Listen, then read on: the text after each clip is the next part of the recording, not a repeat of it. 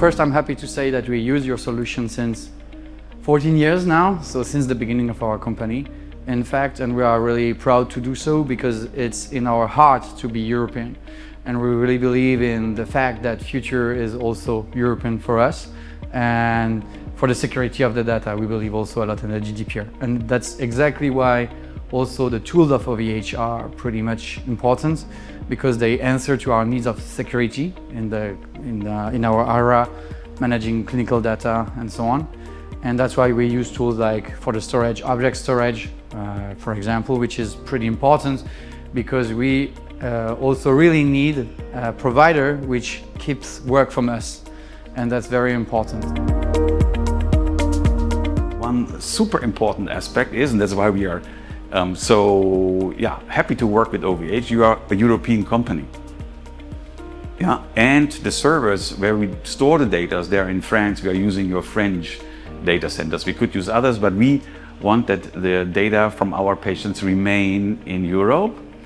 And OVH is a European company, and we are a German or say European company. That means we are operating under the European jurisdiction. So we are not influenced by anybody else like maybe US administration. I think that's really key nowadays, and a very, very important point, and one of the reasons why we also work with OVH.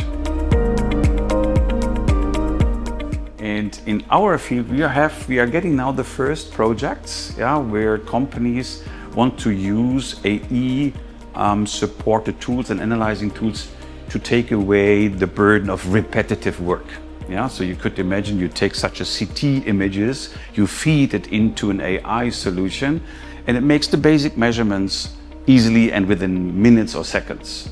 While maybe normally a person needs to, do it manually for half an hour or 45 minutes, depending on how complex the case is.